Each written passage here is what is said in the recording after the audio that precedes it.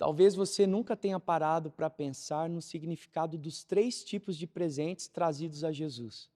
Ou talvez nunca tenha ouvido ou lido alguém explicando o significado daqueles itens. Como temos visto, praticamente tudo nessa jornada nos prepara para a vinda do Messias.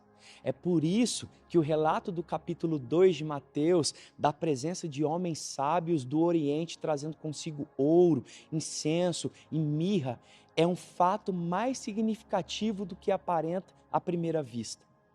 Estes homens não eram reis nem magos. Segundo estudos e dados da época, eram provavelmente astrônomos ou filósofos, homens sábios e também provavelmente muito mais do que três. Quando o texto diz que vinham do Oriente, percebemos a ênfase de que não eram judeus e que chegavam de terras muito distantes. Assim, fica claro que a consolação de Israel veio para que todas as nações fossem abençoadas, do Ocidente ao Oriente. Além disso, temos ouro, incenso e mirra como presentes. Primeiro, o ouro. Desde tempos antigos, o ouro era utilizado para formar, soldar e criar deuses feitos por mãos humanas. O próprio povo judeu sabia disso, por exemplo, quando construiu o bezerro de ouro enquanto esperava Moisés descer do Monte Sinai, como vimos no capítulo 32 de Êxodo.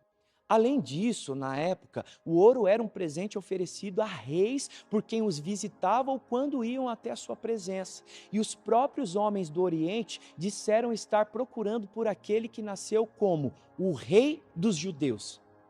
Assim, ao receber esse ouro, Jesus recebia primeiro o reconhecimento por ser o verdadeiro Deus, o Deus vivo e o Rei dos Reis. Já o incenso possui pouco valor material e de mercado, mas é um instrumento importante nas cerimônias religiosas, algo comum entre os sacerdotes judeus, por exemplo, que auxiliavam o povo em suas práticas de fé.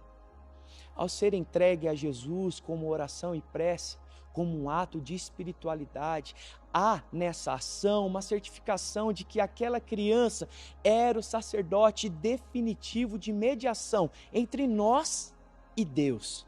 A mirra, por outro lado, era o contrário do que alguém esperaria como presente de boas-vindas a um bebê. Essa era uma substância usada como resina para embalsamar os corpos dos mortos e já apontava o destino final daquela criança de alguns meses, a morte na cruz.